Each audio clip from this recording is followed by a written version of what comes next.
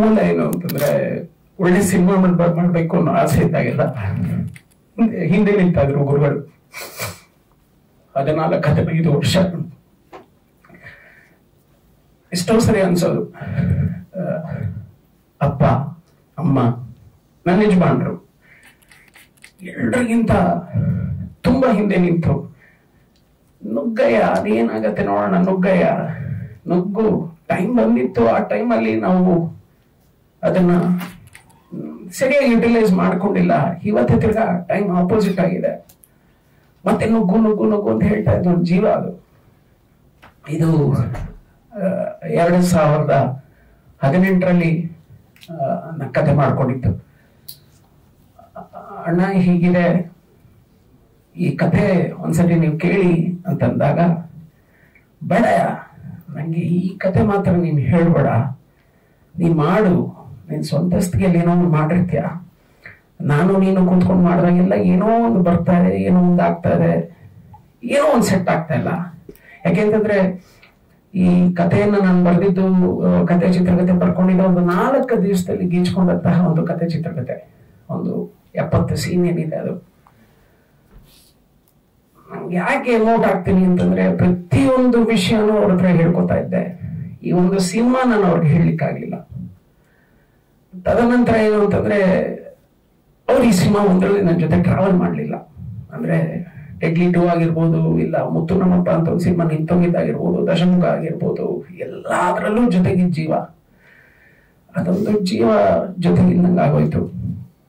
ಸರಿ, ಅದಾದ್ಮೇಲೆ ಒಂದ್ಸತಿ ತಿರ್ಗಾ ನನಗೆ ರಮೇಶ್ ಅಣ್ಣನ ಮೇಲೆ ಇನ್ನು ತುಂಬಾ ಆಸೆ ಅಂತಂದ್ರೆ 91ರಲ್ಲಿ ನನಗೆ ಚಿತ್ರರಂಗದಲ್ಲಿ ಸಂಭಾಷಣೆಯ ಸಾಲುಗಳನ್ನ ಹೇಗೆ ಹೇಳಬೇಕು ಅಂತ ಹೇಳ್ಕೊಟ್ಟಂತಹ ಮೊದಲನೇ ಗುರು ಬಲಕೇಶ್ವರ ಅನ್ನೋ ಸಿನಿಮಾದಲ್ಲಿ. ಅವರು ಕೋ ಡೈರೆಕ್ಟರ್, ನಾನು ಆರ್ಟಿಸ್ಟ್ ಆಗ್ಬೇಕು ಅಂತ ಚಿತ್ರರಂಗಕ್ಕೆ ಬಂದಿದ್ದು.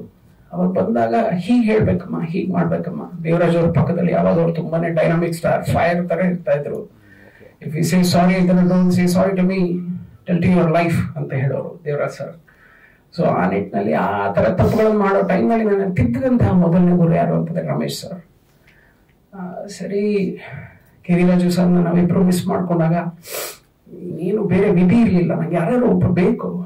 ಪ್ರತಿಯೊಬ್ಬ ರೈಟರ್ಗೂ ತನ್ನ ಒಂದು ಯೋಚನೆ ಹೇಳ್ಕೊಳ್ಳಿ ಇನ್ನೊಬ್ರು ಬೇಕಾಗತ್ತೆ. ಆ ನಿಟ್ಟಿನಲ್ಲಿ ನಾನು ಅಣ್ಣನ ಹತ್ರ ಹೋಗಿ, ಅಣ್ಣ ಹಿಂಗಿದೆ, ನನ್ನ ಕನಸನ್ನ ಕಂಡ್ಕೊಂಡಿದ್ದೀನಿ, ಸತ್ಯ ಮಾಡಿ ಹೇಳ್ತೀನಿ, ಕಿರಿರಾಜು ಸರ್ ಮೇಲ್ಗಡೆ ಇದ್ದು ನನ್ನ ಗುರುಗಳು ನಮ್ಗೆ ಆಶೀರ್ವಾದ ಮಾಡಿದ್ರೆ, ಈ ಗುರುಗಳು ಇವರಿಂದ ಹೋಗಿರೋ ಪ್ರಾಯಶಃ ನಾವು ಯಾರು ಬಂದೀವಿ ಇದಕ್ಕೆ ನಾವು ಕೂರ್ತಾನೆ ಇರ್ಲಿಲ್ಲ. ಅದೇನ್ ಅನ್ನಿಸ್ತಾ ಏನೋ, ಮಗನಿಗಿಂತ ಹೆಚ್ಚಾಗಿ ನೀನ್ ನುಗ್ಗಮ್ಮ ಅಂತಂದ್ರು. ಇದೇ ಮಾತನ್ನೇ ನನಗೆ ಕಿವಿರಾಜು ಸರ್ ಹೇಳ್ತಾ ಇದ್ದಿತ್ತು. ನುಗ್ಗಯ್ಯ ಅನ್ನೋರು, ಅಣ್ಣ ಬಂದು ನುಗ್ಗಮ್ಮ ಅಂತಂದ್ರು. ನೀನ್ ನುಗ್ಗು, ಹಗ್ಲು ರಾತ್ರಿ ಏನಾಗತ್ತೋ ಜೊತೆಗೆ ನಿಲ್ತೀನಿ, ಮಾಡ್ತೀನಿ ಅಂತಂದ್ರು. It all started from last December. ಧನುರ್ಮಾಸ ಶುರು ಆಗಕ್ ಮುಂಚೆ ನಾನು ಅಣ್ಣನ್ಗೆ ಕತೆ ಹೇಳ್ದೆ. ಕತೆ ಹೇಳ್ಬೇಕಾದ್ರೆ ಒಂದು ನಡಕ ಇತ್ತು. ಯಾಕೆ ಅಂತಂದ್ರೆ ರಮೇಶ್ ಅಣ್ಣ is not less than Kiriraju sir. ಅವರಿಬ್ರು ಅಣ್ಣ ತಮ್ಮಂದ್ರು, ಅಪ್ಪ ಮಗನ ತರನೇ ಇದ್ದವರು. ಸೊ ಅವ್ರ ಹತ್ರ ಕತೆ ಹೇಳ್ಬೇಕಾದ್ರೆ ನಂಗೆ ಅದೊಂದು ಭಯ ಇತ್ತು, ಏನ್ ಹೇಳ್ತಾರೋ, ಈ ಜೀವ ಇನ್ನೇನ್ ಹೇಳುತ್ತೋ, ಕರೆಕ್ಷನ್ಸ್ ಏನ್ ಹೇಳುತ್ತೋ ಅಂತ. ಕತೆ ಕೇಳಿದ ಮೊದಲನೇ ರೀಡಿಂಗ್ ನಲ್ಲೇನೆ ಆರ್ಟಿಸ್ಟ್ ಏನ್ ಅನ್ಕೊಂಡಿದ್ಯಾ ಅಂತ ಕೇಳಿದ್ರು. ಈ ಸಿನಿಮಾದಲ್ಲಿ ಒಟ್ಟು 56 ಜನ ಆರ್ಟಿಸ್ಟ್ ಇದ್ದಾರೆ. ನಾನಂದೆ, ಅಣ್ಣ ಕನ್ಸ್ಕೊಂಡಿರೋದು ಏನು ಅಂತಂದ್ರೆ ಇದನ್ನ ನಾನೇ ಮಾಡ್ಬೇಕು ಅನ್ಕೊಂಡಿದ್ದೀನಿ ಅಂತಂದ್ರೆ. ಒಂದು ಸರಿ ಯೋಚನೆ ಮಾಡಿದಂತಹ ಜೀವ ರಮೇಶ್ ಅಣ್ಣ. ಯಾಕೆಂತಂದ್ರೆ ಅವ್ರು ಆಲ್ರೆಡಿ ಅವರೊಂದು 7-8 ಸಿನಿಮಾ ಮಾಡ್ಬಿಟ್ಟಿದ್ದಾರೆ. ನಾನ್ ಮಾಡ್ತೀನಿ ಅಂದಾಗ, ಅಯ್ಯೋ ನೀನು ನುಗ್ತಾ ಇದೀಯಾ, ನಾನ್ ಮಾಡಾಯ್ತು, ನೀನು ಬರ್ತಾ ಇದೀಯಾ, ಕೈಯಲ್ಲಿರೋದೆಲ್ಲ ಏನೋ ಮಾಡ್ಕೋತೀಯಾ, ಇಲ್ಲ ಇದೊಂದು ಯೋಚನೆ ಹೋಗಿದೆ. ಯಾಕೆ ಅಂತಂದ್ರೆ ಅಣ್ಣನಾಗಿ ನಿಂತಿದ್ದಾರೆ, ತಿರ್ಗಾ ಅವರು ತಂದೆ ಸ್ಥಾನದಲ್ಲಿ ನಿಂತಿದ್ದಾರೆ. ಒಂದು ಕ್ಷಣ ಯೋಚನೆ ಮಾಡಿದ್ರು, ಸರಿ ಮಾಡು, ತಿರ್ಗಾ ಆರ್ಟಿಸ್ಟ್ ಯಾರು ಅನ್ಕೊಂಡಿದೀಯ? ನಾನು ರಮೇಶ್ ಅಣ್ಣಗೆ ಒಂದೇ ಮಾತಂದೆ, ಅಣ್ಣ ನನಗೆ ಯಾವ ಆರ್ಟಿಸ್ಟ್ ಮೇಲೂ ನಂಬಿಕೆ ಇಲ್ಲ ಅಣ್ಣ, ನನಗೆ ಕತೆ ಬಿಟ್ಟರೆ ಬೇರೆ ಏನೂ ಗೊತ್ತಿಲ್ಲ, ನನಗೆ ಸ್ಕ್ರೀನ್ ಪ್ಲೇ ಬಿಟ್ಟರೆ ಬೇರೆ ಏನೂ ಗೊತ್ತಿಲ್ಲ, ಆರ್ಟಿಸ್ಟ್ ಯಾರು ಅನ್ನೋದು ನನಗೆ ನಂಬಿಕೆ ಇಲ್ಲ ಅಣ್ಣ. ಬಟ್ ಈ ಕತೆ ಮೇಲೆ 55 ಜನಕ್ಕೆ ಆದ್ರೆ 55 ಜನನು ಹೊಸಬರನ್ನೇ ಹಾಕೊಂಡು ಹೋಗೋಣ ಅಂತಂದೆ. ತಿರ್ಗಾ ಅಲ್ಲ ಒಂದ್ಸರಿ ಯೋಚನೆ ಮಾಡಿದ್ರು. ಕಾರಣ ತಂದೆ ಸ್ಥಾನ, ಅಣ್ಣನ ಸ್ಥಾನದಲ್ಲಿ ಕೂತಿದ್ರು. ಯೋಚನೆ ಮಾಡಿ, ಸರಿ ನೀನ್ ಗ್ಯಾರಂಟಿನ ನುಗ್ತೀಯ? ಯಾಕೆಂದ್ರೆ ಒಬ್ರಲ್ಲ, ಇಬ್ಬರಲ್ಲ, 3 ಜನ ಅಲ್ಲ, 55 ಜನನ ಸೆಟ್ಟಲ್ಲಿ ತಿದ್ದುಕೊಂಡು ನೀನ್ ಮೊದಲನೇ ಸರಿ ಮಾಡ್ತಿದ್ದೀನಿ ಅಂತ ಹೇಳ್ತಾ ಇದೀಯ. ಅದನ್ನ ಮಾಡ್ಕೊಂಡು ತದನಂತರ ಎಲ್ಲವನ್ನೂ ಸಂಭಾಳಿಸ್ಕೊಂಡು ಹೋಗ್ಬೇಕು. ಅದರಲ್ಲಿ ನಿನ್ನ ಕೈಲಿ ಆಗತ್ತೆ ಅಂತ ನಾನು ಪ್ರಾಮಿಸ್ ಮಾಡಿದ್ರೆ I say I am there with you ಅಂತ ನಾನಂದೆ. ಎಲ್ಲೇ ಆ ಕಡೆ ಈ ಕಡೆ ಹೋದ್ರು ನನ್ನನ್ನು ತಿದ್ಲಿಕ್ಕೆ, ನನ್ನನ್ನು ಹೇಳಿಲಿಕ್ಕೆ ನೀವು ಹಿಂದ್ಗಡೆ ನಿಂತ ಹೇಳ್ತೀರಾ. ನನ್ನ ಯೋಚನೆ ಏನಿದೆ, ನೀವು ಒಬ್ಬರ ಜೊತೆಗಿರಿ ಸಾಕು, ನನಗೆ ಇನ್ನೇನು ಬೇಡ, ನಾನು ಮಾಡ್ತೀನಿ ಅಂತಂದೆ. ಆ ನಿಟ್ಟಿನಲ್ಲಿ ಏಪ್ರಿಲ್ 18ನೇ ತಾರೀಕು ಮುಹೂರ್ತ ಮಾಡಿದ್ವಿ. ಏಪ್ರಿಲ್ 15ನೇ ತಾರೀಕು ಗೊತ್ತಿಲ್ದೇನೋ ಪ್ರಶಾಂತ್ ಅವರು ಹೊರಟ ಸಿನಿಮಾದ ಪ್ರಶಾಂತ್, ಅದೇನು ದೇವ್ರು ಕಳ್ಸಿಕೊಟ್ಟಂತಹ ವರ ಅನ್ಸುತ್ತೆ. ಆ ಪಾತ್ರಕ್ಕೆ ಬೇರೆಯವ್ರನ್ನ ಇಟ್ಕೊಂಡು ನಾವು ಮುನ್ನುಟ್ಬಿಟ್ಟಿದ್ವಿ. ಪ್ರಶಾಂತ್ ಅವ್ರಿಗೆ ನಾವು ಹೋಗಿ ನೀವೇನೋ ಸಿನಿಮಾ ಮಾಡ್ತಾ ಇದ್ದೀರಂತೆ ಅಂತಂದ್ರು. ಹೌದು ಸರ್ ಮಾಡ್ತಾ ಇದ್ದೀನಿ ಅಂತಂದೆ. ನನ್ಗೊಂದು ಪಾತ್ರ ಇದ್ರೆ ಹೇಳಿ ಸರ್ ಅಂತಂದ್ರು. ಅಯ್ಯೋ ಸರ್ ಈಗ ಕೇಳ್ತಾ ಇದ್ದೀರಾ, ಸಿನಿಮಾ ಸ್ಟಾರ್ಟ್ ಆಗ್ಬಿಟ್ಟಿದೆ ಸರ್ ಅಂತಂದೆ. ಸರ್ ಏನಾದ್ರೂ ಪರವಾಗಿಲ್ಲ, ಒಂದು ಪುಟ್ಟು ಪಾತ್ರ ಕೊಡಿ, ನಿಮ್ ಜೊತೆ ಮಾಡ್ತೀನಿ ಅಂತಂದ್ರು. ತದನಂತರ ಇದಕ್ಕೆ ಯಾರು ತುಂಬಾ ಮೇನ್ ಒಂದು ಲೀಡು ಇರುತ್ತೋ ಆ ಒಂದು ಪಾತ್ರಕ್ಕೆ ಯಾರನ್ನ ಆಯ್ಕೆ ಮಾಡ್ಕೊಂಡಿದ್ರು ಅವ್ರ ಹತ್ರ ಕ್ಷಮೆ ಯಾಚಿಸಿ ರಮೇಶ್ ಅಣ್ಣ ಕೇಳಿದ, ಅಣ್ಣ ಹಿಂಗೆ ಹೇಳ್ತಾ ಇದಾರೆ. ಬ್ಲಾಂಕ್ ಆಗಿ ಒಪ್ಕೊಂಡು ಇದೇನಾಗಿದೆಯೋ, ಯಾರು ಬಂದಿರೋ ನಾನು ಬೇಕಾರೆ ಸಾರಿ ಅಂತ ಹೇಳ್ತೀನಿ, ಅವ್ರನ್ನ ಹೇಳ್ಕೊಂಬ ಅಂತಂದ್ರು. ಈಗ ಅವ್ರು ಬಂದ್ರು. ತದನಂತರ ಪದ್ಮಾವಸಂತಿ ಅವರು ಫೋನ್ ಮಾಡಿದಾಗ, ಸರ್ ಯಾವ್ದಾದ್ರು ಒಂದು ಪಾತ್ರ ಇದ್ರು ಸರಿ ನಾನು ಮಾಡ್ತೀನಿ. ಸೊ ಅವ್ರು ಎಂಟರ್ ಆದ್ರು. ಅದಾದ್ಮೇಲೆ ಕೋಟೆ ಪ್ರಭಾಕರ್ ಅವರು, ಸರ್ ನೀನು ಏನ್ ಮಾಡ್ತಾ ಇದೀರಾ, ನನ್ನನ್ನು ಯಾಕೆ ಸಾಕ್ಬಿಡ್ತಾ ಇದೀರಾ, ಸರಿ ಹೀಗೆ ಈ ತರ ಮುನಿ ಅವರು ಫೋನ್ ಮಾಡ್ತಾರೆ. I am very happy that Muni help me so much. ಒಳ್ಳೊಳ್ಳೆ ಸ್ಟೇಜ್ ಆರ್ಟಿಸ್ಟ್. ಬಿಕಾಸ್ ಬೇಸಿಕಲಿ ಅವರು ನಂಗ ಇದರಿಂದ ಬಂದಿರೋದ್ರಿಂದ ಅವರು ಒಂದಷ್ಟು ಜನರನ್ನ ತಂದು ನಮ್ಮ ಮುಂದೆ ನಿಲ್ಲಿಸಿದಾಗ ಬ್ಲಾಂಕ್ಲಿ ಆಕ್ಸೆಪ್ಟೆಡ್. ಬಿಕಾಸ್ ನಮಗೆ ಬೇಕಾಗಿದ್ದು ಏನಂದ್ರೆ ಆ ಫೀಚರ್ಸ್ ಚೆನ್ನಾಗಿರ್ಬೇಕು. ಅವರಲ್ಲಿ ಮಾಡ್ತೀನಿ ಅನ್ನೋ ಹಸು ಇರಬೇಕು. ಆ ಹಸು ಮತ್ತೆ ಫೀಚರ್ಸ್ ಎರಡು ಇದ್ದಾಗ ಏನ್ ಬೇಕಾದ್ರೂ ನುಗ್ಬೋದು ಅನ್ನೋ ನಿಟ್ಟಿನಲ್ಲಿ ನುಗ್ತಾ ಒಂದು 55 ಜನ ತಂಡವನ್ನ ಕಟ್ಟಿದ್ವಿ. ಸಾಧುಗೆ ಇಡೀ ಕಥೆಯನ್ನ ಹೇಳಿದ್ವಿ. ನಾನ್ ನಿಲ್ತೀನಿ ನಿನ್ ಜೊತೆ ಅಂತಂದ್ರು. ಕಾರಣ ಏನು ಅಂತಂದ್ರೆ ಸಾಧು so he travel with me from past 30 years. ಸಾಧುನ ನಾನು 81ರಿಂದ ನೋಡ್ತಾ ಇದ್ದೆ. ನನಗಾಗ 11 ವರ್ಷದ ಹುಡುಗ. ನಮ್ಮ ತಂದೆಯ ಜೊತೆ ಕೆಲಸ ಮಾಡಿದಂತಹ ಜೀವ. ಮಂಜು ಮಾಸ್ಟರ್ ಫೋನ್ ಮಾಡಿದ್ರೆ ರವಿ ನಾನ್ ನಿಲ್ತೀನಿ ಅಂತಂದ್ರು. ಕಾರಣ 94ರಿಂದ ಅವ್ರ ಜೊತೆ ನಾನು ಅಸಿಸ್ಟೆಂಟ್ ಡೈರೆಕ್ಟರ್ ಆಗಿ ರೈಟರ್ ಆಗಿ ಅವರು ಇದ್ದ. ಅಲ್ಲಿಂದ ಸ್ಟಾರ್ಟ್ ಆಯ್ತು. ರೆಡ್ಡಿ ಬಗ್ಗೆ ತುಂಬಾನೇ ಮಾತಾಡೋದಿದೆ, ಹೇಳ್ತೀನಿ ಖಂಡಿತವಾಗ್ಲು. ಈ ತರದ್ರಲ್ಲೆಲ್ಲ ಕೈ ಜೋಡಿಸಿ ಶುರು ಮಾಡಿ ಏಪ್ರಿಲ್ 18ನೇ ತಾರೀಕು ವಿ ಲಾಂಚ್ಡ್. ಅಣ್ಣನಿಗೆ ಹೇಳಿ, ಅಣ್ಣ ಹಿಂಗೆ ಮಾಡ್ತಾ ಇದ್ದೀನಿ ಅಂತಂದೆ.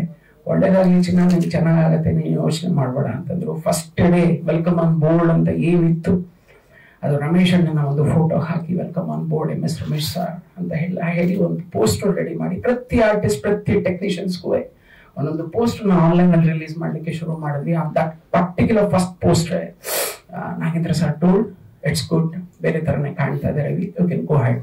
ಯಾಕೆ ಅಂತಂದ್ರೆ ಎಲ್ಲಾ ಸಿನಿಮಾಗಳಿಗೂ ನನ್ನ ಹಿಂದೆ ಪಿತಾಮಹರ ತರ ನಿಂತ್ಕೊಂಡಂತಹ ಜೀವ ಅದು. ನುಗ್ಗು ಅಂತಂದ್ರು. ಮುಹೂರ್ತ ಮಾಡಿದ್ವಿ. ಒಂದು 4ನೇ ದಿವಸ ಏನೋ ಗೊತ್ತಿಲ್ಲ, I lost my sister. Shooting ಮಾಡ್ತಾ ಇದ್ವಿ. ಹೀಗೆ 21ನೇ ತಾರೀಕು ಅನ್ಸುತ್ತೆ ರೆಡ್ಡಿಗೆ ಮತ್ತೆ ರಮೇಶ್ ಅಣ್ಣ ಅವರು ಫೋನ್ ಬಂತು. ಅವ್ರ ಅಕ್ಕ ತೀರೋಗ್ಬಿಟ್ಟಿದ್ದಾರೆ ಅಂತಂದ್ರು. ಸಡನ್ ಆಗಿ ರಮೇಶ್ ಅಣ್ಣ ಹೇಳಿದ್ರು, ಈಗ ಪಿಕ್ಚರ್ ನಿಲ್ಸು ಪರವಾಗಿಲ್ಲ, ನೀವು ಫಸ್ಟ್ ಹೋಗುವಂತಂದ್ರು. ಏನು ಒಟ್ಟು ಒಂದು 80 ಜನ ಕ್ರೂ, ಮಾರ್ಕೆಟ್ ಅಲ್ಲಿ ಒಂದು 20-25 ಜನ ಪೊಲೀಸ್ ಅವ್ರಿಗೆಲ್ಲ ಪೇ ಮಾಡಿದ್ವಿ, ಎಲ್ಲ ಮಾಡಿದ್ವಿ. ಸಿಸ್ಟರ್ ನಾನು ಒಬ್ಬನೇ ಇರೋದ್ರಿಂದ ಬೇರೆ ಯಾರು ಇರೋದ್ರಿಂದ ಐ ರೆಸ್ಟ್ ಬ್ಯಾಕ್. ಅಲ್ಲಿ 11 ಗಂಟೆಗೆ ನ್ಯೂಸ್ ಬಂತು. We came back. I finished all our ಕರ್ಮ ಏನಿತ್ತು ಎಲ್ಲ ಮಾಡಿ ನಮ್ಮ ಬ್ರಾಹ್ಮಣ ಸಂಪ್ರದಾಯದಲ್ಲಿ ಏನಿದೆ ಅದೆಲ್ಲ ಮುಗಿಸಿ ಮತ್ತೆ ರಾತ್ರಿ ಹೊರಡ್ಬೇಕಾರೆ ಕೋಟೆ ಪ್ರಭಾಕರ್ನ ಕೇಳಿದೆ, ಈ ಸ್ನೇಹಿತರು ಅನ್ನೋದು ಇದಕ್ಕೆ ಅನ್ಸುತ್ತೆ, ಅಸ್ಥಿ ಬಿಡೋದಕ್ಕೆ 3 ದಿವಸ ನಾ ಇರ್ಬೇಕಾಗಿತ್ತು, ಬಟ್ ನಾ ಇರಕ್ಕಾಗ್ಲಿಲ್ಲ, ಎಲ್ಲೋ ಆಜೀವ ಅಂತ. ಸರ್ ಫಸ್ಟ್ ಶೂಟಿಂಗ್ ಮುಗಿಸಿ, ಅದಕ್ಕೆ ಹೇಳೋದು friends are very important in life ಅಂತ.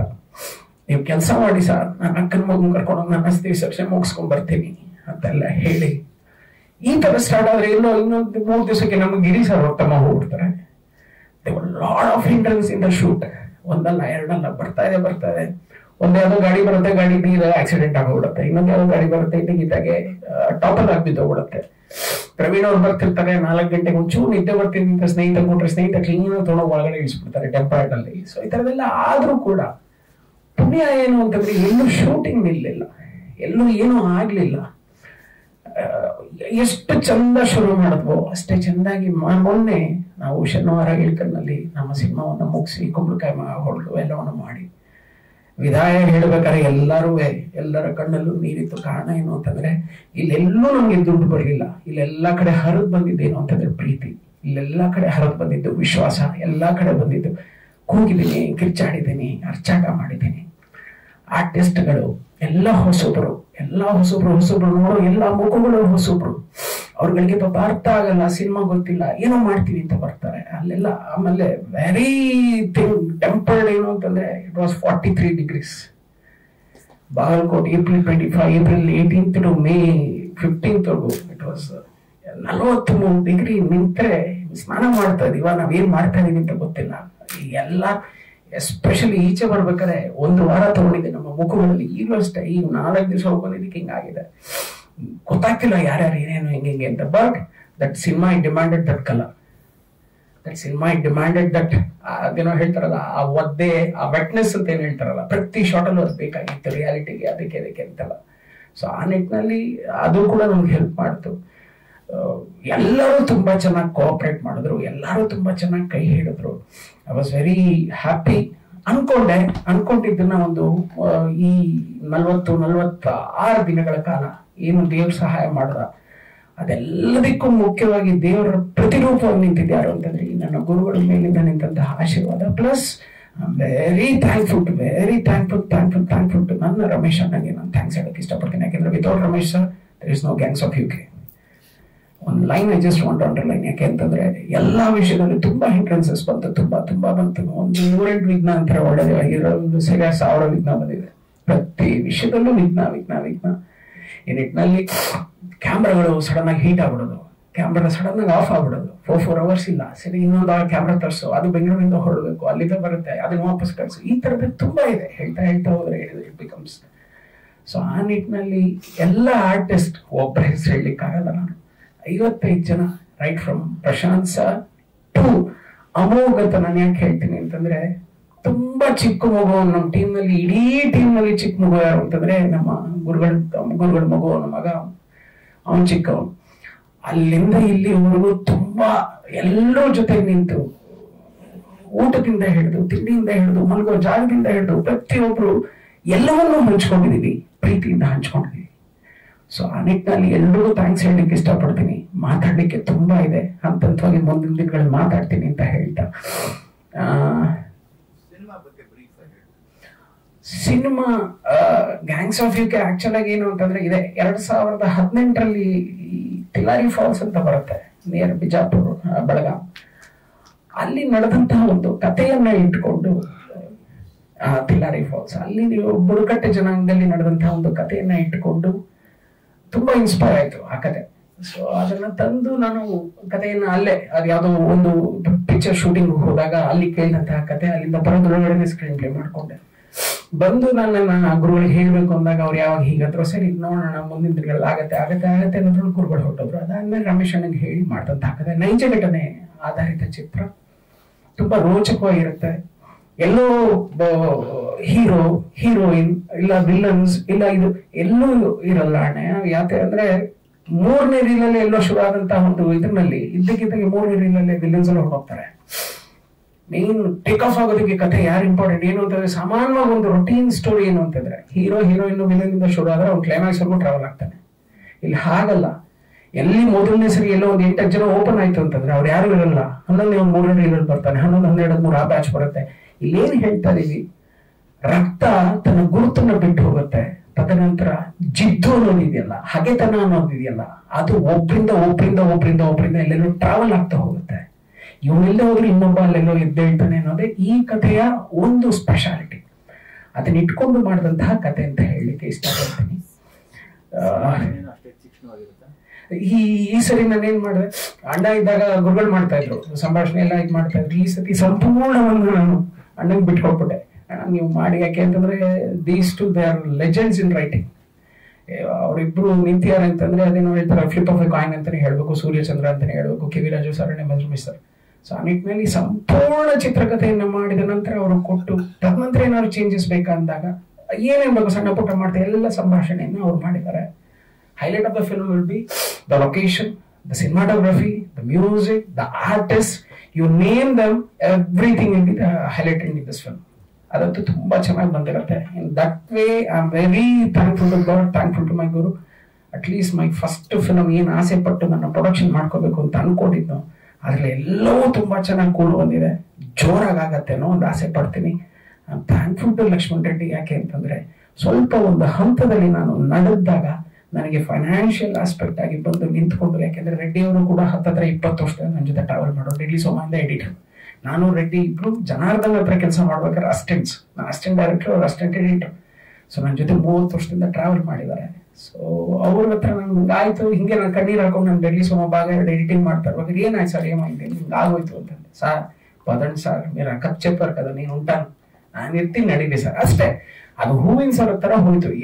ಎಷ್ಟು ಸಾವು ನೋವು ಅದು ಇದು ಆದ್ರೂ ಕೂಡ ಎಲ್ಲೂ ನಿಲ್ಲಿಲ್ಲ. ಯಾರೋ ಒಬ್ರು ದೇವ್ರ ತರ ಬರ್ತಾ ಇದ್ರು, ಅದೇ ಹೇಳಿದ್ನಲ್ಲ, ಮೇಲ್ಗಡೆ ಇದ್ದಂತವ್ರು ಕಳಿಸ್ತಾ ಇದ್ರು, ಅದ್ ನಡ್ಕೊಂಡು ಹೋಗ್ತಾ ಇತ್ತು. ಆ ನಿಟ್ಟಿನಲ್ಲಿ ಚೆನ್ನಾಗಿ ಆಯ್ತು. ಇದನ್ನ ನಿಮ್ ಮುಂದೆ ಹಂಚ್ಕೋಬೇಕಾಗಿತ್ತು. ಏನಂತಂದ್ರೆ ಅದೇನೋ ಹೇಳ್ತಾರಲ್ಲ, first film and first experience, ಅದನ್ನ ಹಂಚ್ಕೊಳ್ಳಿಕ್ಕೆ ಅಂತ ಬಂದ್ವಿ. ತುಂಬಾ ಥ್ಯಾಂಕ್ಸ್. ನಿಮ್ಮೆಲ್ಲರ ಪ್ರೀತಿ, ಪ್ರೋತ್ಸಾಹ, ಆಶೀರ್ವಾದ ಎಲ್ಲವೂ ನಮ್ಮ ಮೇಲೆ ಇರ್ಲಿ ಅಂತ ಕೇಳ್ಕೊತೀನಿ. ತುಂಬಾ ರಸ್ಟಿಕ್ ಆಗಿರುತ್ತೆ, ತುಂಬಾ ರಸ್ಟಿಕ್ ಆಗಿರುತ್ತೆ. Blood shed the main thing. Emotions ಅನ್ನೋದು ಇದೆಯಲ್ಲ, ಒಂದು ಕ್ಯಾರೆಕ್ಟರ್ ಇಂದ ಇನ್ನೊಂದು ಕ್ಯಾರೆಕ್ಟರ್ ಹೇಳಿದ್ರೆ ಜಿದ್ದು ಅನ್ನೋದು ಬೆಳೆದ್ಬಿಡುತ್ತೆ. ಜಿದ್ದು ಎಲ್ಲಿ ತಗೋಬೋದಿಲ್ಲ. ಅದೇ ಇಲ್ಲಿ ಮಾತಾಡುವ ಸೆಲ್ಫ್ ಈಗೋ ಸ್ಯಾಟಿಸ್ಫ್ಯಾಕ್ಷನ್ ಅನ್ನೋಕ್ಕೋಸ್ಕರ ಒಬ್ರಿಂದ ಏನೋ ಆಗಿ ನಾನ್ ಗೆಲ್ಬೇಕು ಅನ್ನೋದೇ ಹೋಗ್ತಾ ಹೋಗುತ್ತೆ.